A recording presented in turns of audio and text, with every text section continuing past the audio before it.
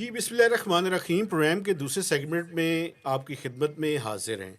जी, गिलानी साहब आप कोई सवाल करना चाह रहे थे? जी मुज़म्मिल साहब ये भी बताइएगा कि चले आईएमएफ ने अभी राब्ता तो नहीं किया, लेकिन जो पैकेज जिस तरह का पैकेज गवर्नमेंट ऑफ पाकिस्तान अब लेना चाह रही है, डिज़ायर कर रही है एक लॉन्ग टर्म ईएफएफ जो ज़्यादा वॉल्यूम का हो, तो उससे आप क्या समझते हैं कि इकॉनमी की स्टेबिलिटी के मौजूदा जो पॉलिटिकल एनवायरनमेंट है उसके हवाले से भी, और जो इकनॉमिक कंडीशंस हैं मुल्क की और लोगों की जो इस टाइम इन्फ्लेशन और प्राइस हाइक की वजह से सिचुएशन है, उसकी वजह से उसका कितना इम्पैक्ट मैसेज पे पड़ेगा और पॉलिटिकल स्टेबिलिटी की वजह से ये कामयाब कितना हो सकता है और कितना नहीं।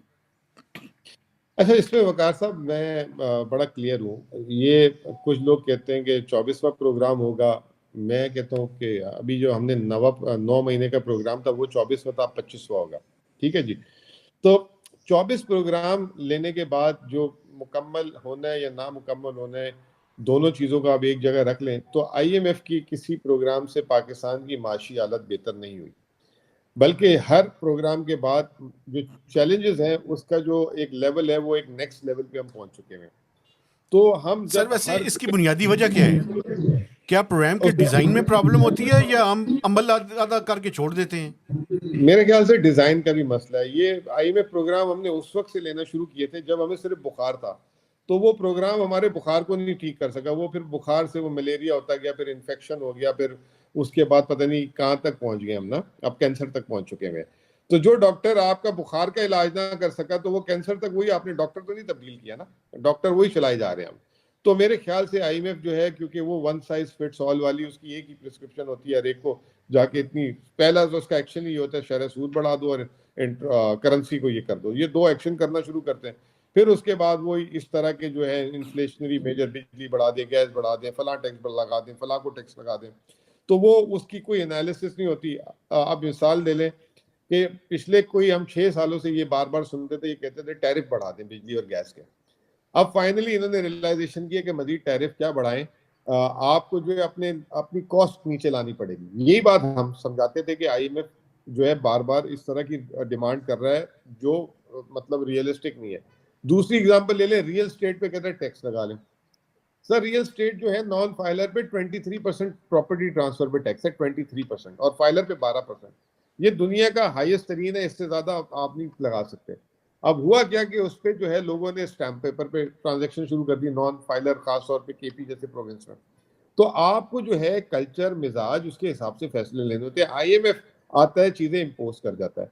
तो ये हम, क्योंकि ट्रेडिशनली हमें एक पॉजिटिविटी की बात करनी होती है जब हम नए प्रोग्राम में जा रहे होते हैं या रिव्यू मुकम्मल कर रहे होते हैं, तो हम बड़ी उस वक्त कहते हैं कि जी पाकिस्तान में स्टेबिलिटी आ जाएगी, पाकिस्तान में खुशहाली आ जाएगी, बट वो लास्ट नहीं करती। तो अभी भी जैसे जिस तरह एक मंजरनामा पेश किया जा रहा है कि जी आईएमएफ आ गया तो अब सारे मसाइल हल हो जाएंगे, तो वो 24 में तो नहीं हुआ, तो 25 में मैं अगर हिस्टोरिकल देखूं तो मैं इतना कोई पुरुमीद नहीं हूं, नंबर वन। नंबर टू, जो आईएमएफ जो है, जब आप प्रोग्राम लेने जाते हैं उस वक्त आपके पास टाइम नहीं होता, आप आईएमएफ के पैर पड़े होते हैं कि बस हमें प्रोग्राम मिल जाए। उसमें जो हम जब स्टार्ट में प्रोग्राम ले रहे होते हैं, जब हम साइन कर रहे होते हैं, वो बड़ा क्रूशल टाइम होता है। वहां पे हमारे पास टाइम नहीं होता और फिर हम हर चीज उनकी मान लेते हैं। जब हम मान लेते हैं, ये आपके सवाल का ही जवाब है जो आपने कहा था कि हमारी कितनी इसमें कंट्रीब्यूशन है कि ये सारा फेल हो रहा है। जब हम उनकी चीजें उस वक्त मान लेते हैं, उसके बाद जब वक्त आता है इम्प्लीमेंट कराने का, तो हमें नजर आता है ये तो हमारे लिए नाकाबिले कबूल है या नाकाबिले अमल है, हमें तो लोग मारेंगे पकड़ के। फिर हम उसकी वायलेशन करते हैं। उस पे आईएमएफ जो है फिर कहता है कि आपने मेरे से उस वक्त बात की थी, अब आपने करना है। रिव्यूज रुक जाते हैं और चीजें खराब हो जाती हैं। तो अभी भी ये है कि जिस तरह मैं देख रहा हूँ अर्जेंसी, अभी गिलानी साहब ने बात की कि तवील मुद्दती प्रोग्राम है, तो वो तो अब आईएमएफ, अब हुकूमत ने भी बोलना शुरू कर दिया है। पहले इन्होंने कहा था हम 5 साल का प्रोजेक्ट लेंगे, प्रोग्राम लेंगे। अब वो 5 साल से 3 साल हो गया है, तो वो नॉर्मल स्टैंडर्ड जिस तरह पुराने प्रोग्राम थे, it is not going to be a long term program. IMF long term नहीं देगा। तो वो पहली चीज हो गई। दूसरी चीज, आईएमएफ ने बगैर हमारे कॉन्स्टिट्यूशन को पढ़े लिखे, बस आप जो है प्रोविंस के पैसे काट दें, आप रियल स्टेट को टैक्स लगा दें, आप ये कर दें, वो कर दें। अब ये अगर हुकूमत मान लेती है सारी बातें, फर्ज करें, जैसे मैं आपको बताता हूँ कि फर्ज करें कि उस जमाने में ये 94 से हर हुकूमत ने हर आईएमएफ प्रोग्राम में स्टेट बैंक की इंडिपेंडेंस पे जो है ना माना है, और किसी हुकूमत ने नहीं किया। फाइनली वो हमने जाके किया, और जिस तरह हमने भी किया वो हमें पता है, और उस पर हमें बड़ी क्रिटिसिज्म भी मिली। तो इसी तरीके से अब मुझे डर ये है कि जल्दी में शहबाज हुकूमत, जिसको अभी ये नहीं पता ईसीसी किसने चेयर करनी है किसने नहीं करनी, वो तमाम ऐसी चीजें ना कर आए जिसमें बाद में सब परेशान हो जाए। जैसे मेहताब भाई, आप अक्सर प्रोग्राम में बोलते हैं कि आईएमएफ का जब रिव्यू होता है तो एक चीज पे बात अटक जाती है आके प्राइमरी सरप्लस पे। अब प्राइमरी सरप्लस देना सूबे ने है और वफाक खुद अपनी तरफ से एग्री कर देती है उनका फिगर। अब वफाक एग्री कर लेती है और फिर सूबों को कहती है आप प्राइमरी सरप्लस दे। सूबे कहते हैं हमारे पास तो है ही नहीं गुंजाइश। आईएमएफ प्रोग्राम आपका खराब हो जाता है, फिर आईएमएफ कहती है अच्छा ये प्राइमरी सरप्लस है, ये नए टैक्स लगा दे। तो इसमें इस दफा अगर ये होश के नाखुन लें तो एक आईएमएफ के साथ एक कंट्री वाइड जो की स्टेक होल्डर्स हो उनके साथ कंसल्टेशन करें ताकि कोई डिस्प्यूट ना हो। अब वो जो लास्ट टाइम भी जो तैमूर झगड़ा और शौकत तरीन साहब वाली बात जिसपे कह दिया कि जी आईएमएफ को इन्होंने पता नहीं क्या बोला, लेटर लिखा था। नहीं, लेटर तो मिफ्ता इस्माइल को लिखा था, आईएमएफ को थोड़ी लिखा था। ये लेटर तो मैं भी अब रोजाना लिखा करूंगा वजारत खजाना को, आपने हमारे पैसे देने, तो ये तो कोई बुरी बात नहीं है ना। मुराद अली साहब भी लिखता है। तो वो ये इसमें दोनों बात कर रहे थे कि आप मिफ्ता इस्माइल को बोल दें कि ये जो आप 96 बिलियन रुपीस का जो हमसे प्राइमरी सरप्लस मांग रहे हैं, हमारे पास जगह नहीं है क्योंकि आप हमारे नेट हाइडल प्रॉफिट के पैसे और ये फाटा वाले पैसे हमें कम दे रहे हैं, जिसकी वजह से हम ये सरप्लस नहीं दे पाएंगे। ये बात हो रही थी। अब उसको पता नहीं किसने क्या बोल दिया, किसने क्या बना दिया। वो दो बंदे आपस में ये डिस्कशन कर रहे थे और वो मिफ्ता को लेटर लिखना था। अच्छा, एक चीज़ मैं पूछना चाहता हूँ सर, चूंकि इसी से रिलेटेड है, अभी आपने खुद ही रेवेन्यू सरप्लस की बात कर दी। इस दफ़ा 600 अरब रुपए का रेवेन्यू सरप्लस है जो सूबों के ज़िम्मे है। आपके जो नेट हाइडल प्रॉफिट का मेरे ख्याल में आपका क्लेम है वो 15 से 1600 अरब रुपए का है। तो क्या केपी की गवर्नमेंट इस दफ़ा रेवेन्यू सरप्लस जनरेट करने के काबिल होगी, और अगर नहीं होगी तो क्या होगा, और अगर कर सकें तो उसकी क्या कंडीशंस हैं? देखिए, हमारा जो नेट हाइडल प्रॉफिट है ना, उसकी सीधी सी बात जो एजीएन काजी का फॉर्मूला है वो ये कहता है कि जितने की बिजली बन रही है और जितने की वापडा बेच रही है, तो वो जो है उसका जो प्रॉफिट है वो सूबे का होगा। ठीक है, ये 1991 से बहस चल रही है, ये 2 दफा सेटल हुआ है, अब 2016-17 से पेंडिंग है। अभी फिलहाल सूबे को ये ₹1.10 फी यूनिट के हिसाब से सिर्फ हमें दे रहे हैं पैसे, और बेच रहे हैं ₹60 सारी टैक्सेस के साथ। इसका जो फर्क है वो 1500 अरब बनता है। तो हुआ ये कि जब पीडीएम हुकूमत आई शहबाज शरीफ की, तो उसके बाद से हमें जो है वफाक ने जो हमें ₹1.10 का जो इंटरिम अरेंजमेंट है वो पैसे भी देना बंद कर दिया, जिसकी वजह से ये 2-2.5-3 साल के 67 बिलियन रुपीस हमारे पेंडिंग है।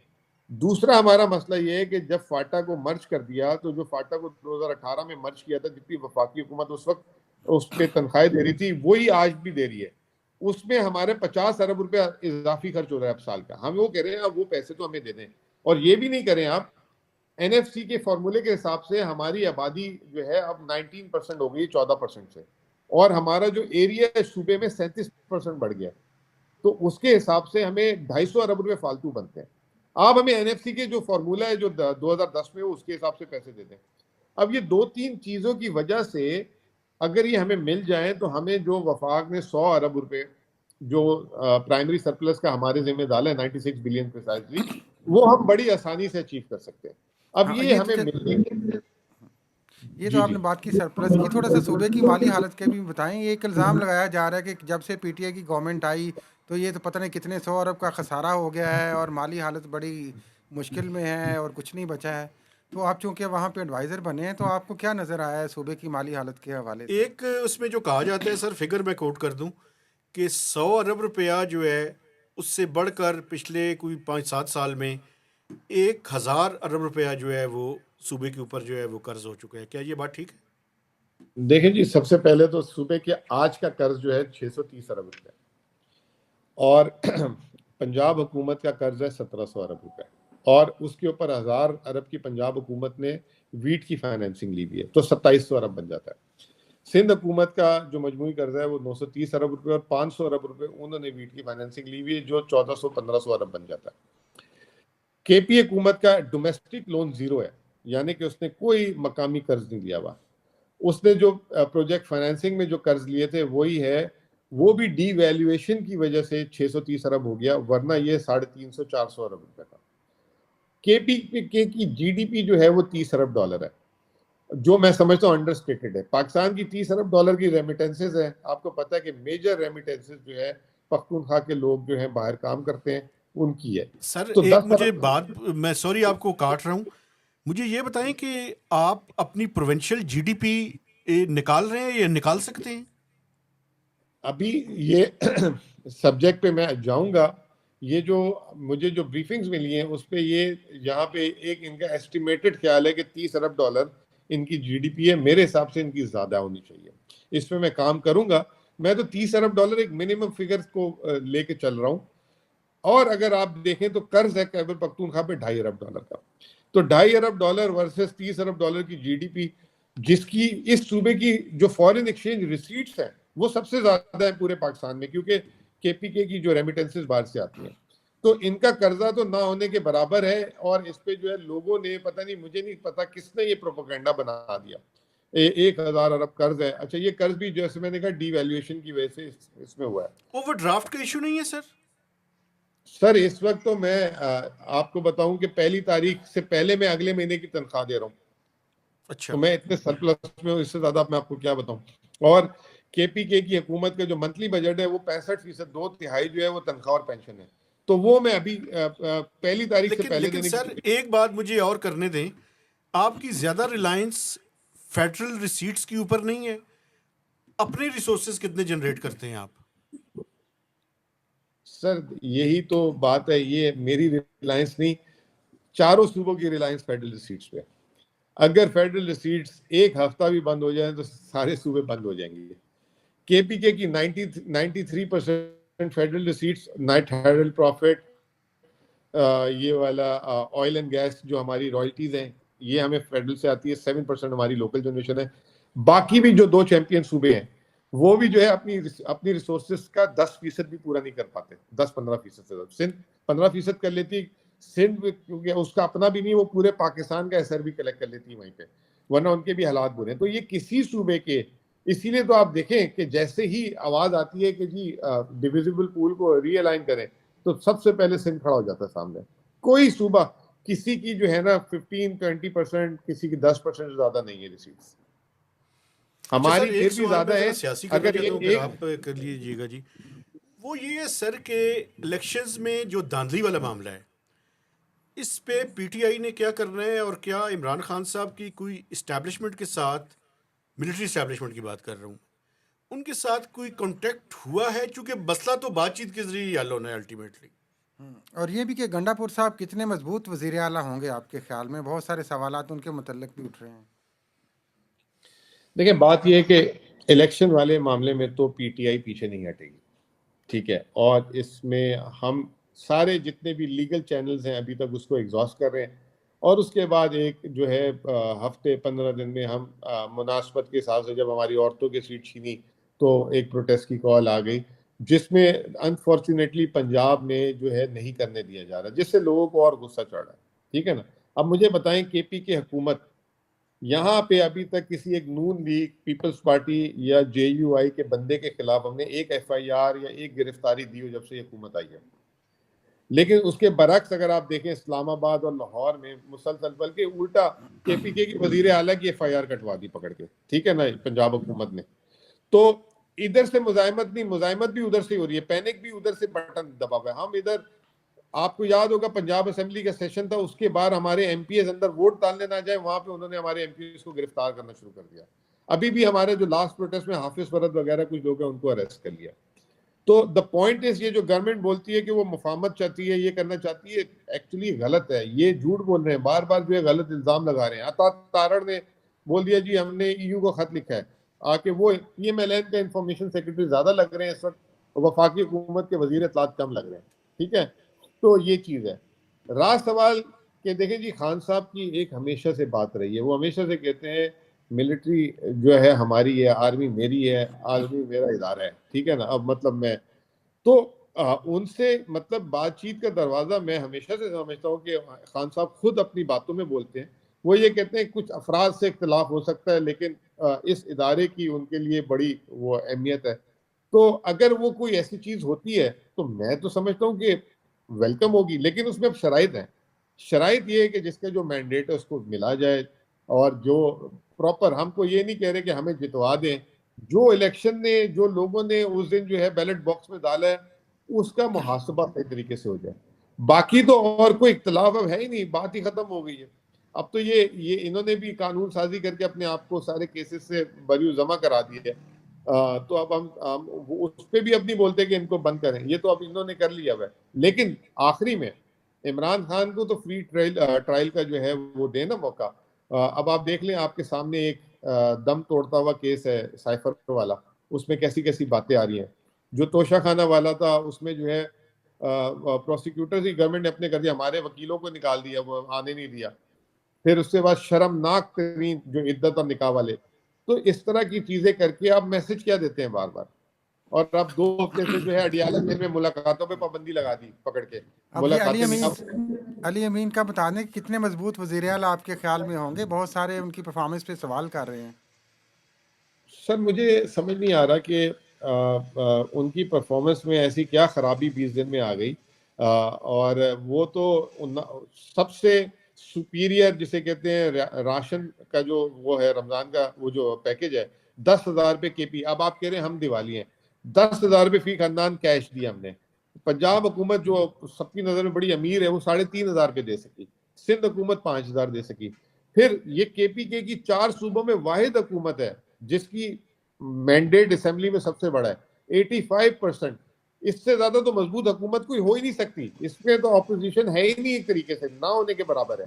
तो मुझे एक बात बता दें, पंजाब की आप देख लें कि परसेंटेज देख लें, सिंध में हालांकि पीपल्स पार्टी डोमिनेट करती है, उसके पास भी इतनी परसेंट नहीं है जितनी जो है केपीके में पीटीआई के पास है। और तीसरी दफा, पहली दफा सिंपल मेजोरिटी से आया, दूसरी दफा 2/3 से आया, तीसरी दफा 85%।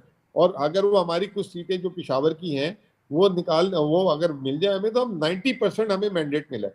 तो इस पे कैसे सवाल उठ सकता है, मुझे तो ये बात समझ ही नहीं आ रही। अच्छा सर, एक एक सवाल मुझे अगर इजाज़त दें, मैं ज़रा थोड़ा सा, आप भाई भी हैं, दोस्त हैं, आपसे ज़रा बेतकल्लफ़ किस्म का सवाल मैं करना चाहता हूँ। वो ये है सर कि देखें, इलेक्टेड एक अक्सरियत है पीटीआई की केपी में, पूरे हाउस में उन्हें कोई फाइनेंस मिनिस्टर नहीं मिला सर, आपको कराची से लाया गया है। नहीं, अब यूं तो देखें ना, पंजाब से नून लीग जीती, पीएमएलएन से, जिनका दावा था कि हमसे बड़ी अच्छी माशी टीम नहीं है किसी के पास, तो वो जो है बाहर से फाइनेंस मिनिस्टर लेकर आते हाँ, हैं। फाइनेंस मिनिस्टर तो बाहर से लाए हैं, ठीक बात है। मैं तो जो हूँ पीटीआई की माशी टीम का इंटेग्रल पार्ट रहा हूँ। ये भी नहीं कि मैं कोई पीटीआई में भी नया लेकर आया गया हूँ। और मैं बाकायदा तौर पे पूरे पाकिस्तान की जो माशी अमूर है उसका तर्जुमान भी रहा हूँ।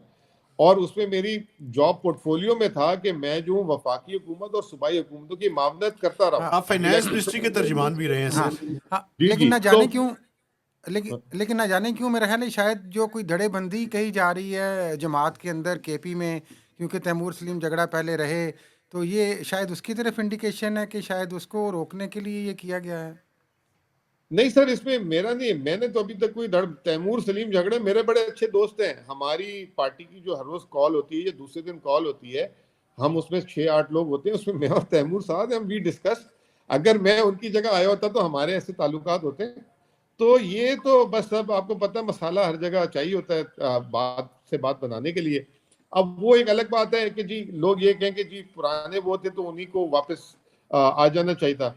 तो अब तैमूर जो है नहीं आए, तो इसमें ना हमारी कोई लड़ाई है, मैं उनसे अभी भी मावनत लेता रहता हूँ चीजें में।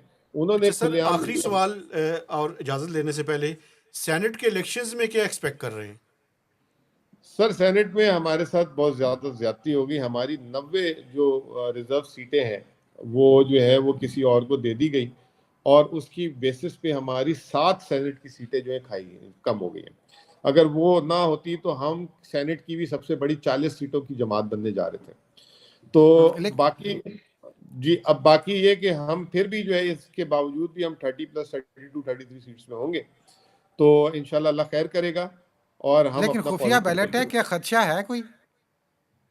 सर केपीके में किसको वोट देंगे? नहीं, मैं केपी है में ही नहीं होगा, 50 लेकिन बाकी जगहों पे हो सकता है कि सीटें कुछ और कम पंजाब। करने की कोशिश की जाए। फिर इसके अलावा पंजाब में 2 सीटें, वो हमारे पास 104 हैं, तो वो अगर कोई उसमें 10 लोग भी खुफिया इधर से उधर हो जाएंगे फिर भी हमें मिलेगा, क्योंकि दूसरे को 51 सीटें चाहिए वहां से। तो वो पंजाब में भी कोई इसमें धांधली नहीं हो सकती। हाँ, धांधली कहाँ पे होगी? सिंध विंध में, बलूचिस्तान में, वहां पे है। केपी की और पंजाब इज नॉट दी धांधली डोमेन, मेरा अपना ख्याल ये है। अच्छा सर, उसमें बस एक यही आखिरी है। सवाल, केपी जी जी में अगले 3 से 5 साल के दौरान आप इकोनॉमिक फ्रंट को कहाँ देखना चाहते हैं? गोल्स क्या सर हैं देखिए, आपके? हम केपी को ना, अब केपी को अब हम ट्रांसफॉर्म कर रहे हैं। जो लोकेशन डिसएडवांटेज था केपी का, उसको हम एडवांटेज में कन्वर्ट करेंगे। मिसाल है सबसे बड़ी बिजली की। बिजली जो है पाकिस्तान में जो है ना नागुजीर हो गई है, इतनी महंगी हो चुकी हुई है कि लोग कारखाने बंद कर रहे हैं। केपी के इस वक्त जो केपी जो है इस वक्त 9 रुपए फी यूनिट के हिसाब से एक इंडस्ट्रियल जोन को बिजली दे रहा है, जिसकी हमारी कॉस्ट 2-3 रुपए होती है। ठीक है। अब हम ये आने वाले रशकई की बात कर रहे हैं, किसकी कर रहे हैं सर? नहीं, वो एक हमारा छोटा पायलट प्रोजेक्ट है 18 मेगावाट का ना, उससे कर रहे हैं। अब हमारी जो है अगले 1 साल में 148 मेगावाट नया आ रहा है बिजली का। वो भी हमें 6-7 रुपए कॉस्ट पड़ेगा। अगर हम उस पर ट्रांसमिशन लगाते हैं, हम 15-20 रुपए में हमें पड़ेगी। अगर हम 30 रुपए की बेचे तो लोग आंखें बंद करके आ जाएंगे इधर। इसके अलावा हमारे 2025 तक 1000 मेगावाट के सारे, इसी तरह 2028 तक 1800 मेगावाट की प्रोजेक्ट्स हैं, और 30,000 मेगावाट का पोटेंशियल है। तो अब हम अपने पोटेंशियल को जो है अपने पास यूज करेंगे, और जो है यहाँ पे जो एक इंडस्ट्रियल पॉलिसी देंगे with the cheap power and everything. उसके लिए हम ट्रांसमिशन लाइन भी बना लेंगे एक जल्दी। मुझे बताएं सर, ये नेशनल ग्रिड में शामिल नहीं की जाएगी जो प्रोड्यूस करेंगे आप? सर जो जो डैम से बनती है, जिसमें फेडरल फंडिंग है, वो तो जो है नेशनल ग्रिड का पार्ट है। वो वापडा जिसको काम कर रहा है, जिस पे प्रोविंशियल गवर्नमेंट काम कर रही है। जैसे ऑयल का वेल है, जो फेडरल गवर्नमेंट ने दिया हुआ है वो फेडरल गवर्नमेंट में जाता है। जो प्रोविंशियल गवर्नमेंट करती है, जैसे ओजीसी हमारी भी है, तो वो हमारा वेल है। इसी तरीके से जो हम छोटी छोटी जो वाटर रिसोर्सेज से जो बिजली पैदा कर रहे हैं, करेंगे, जो प्रोविंशियल गवर्नमेंट कर रही है, तो वो उसके पास इख्तियार है कि अच्छा, वो बिजली आप सर ये बिजली के बारे में, इसके अलावा 2-3 मेजर गोल्स क्या हैं जी केपी गवर्नमेंट के? सर इसके अलावा देखें, हमारा जो मेजर गोल में एक तो ये इंडस्ट्रियल पॉलिसी है। दूसरा, हमने अपनी रिसोर्सेज, जैसे आपने खुद कहा था कि आपकी जो रिसोर्सेज 7% है, हमारी के सबकी है ऐसी, तो हम उस पर काफ़ी पोटेंशियल हमें नज़र आ रहा है।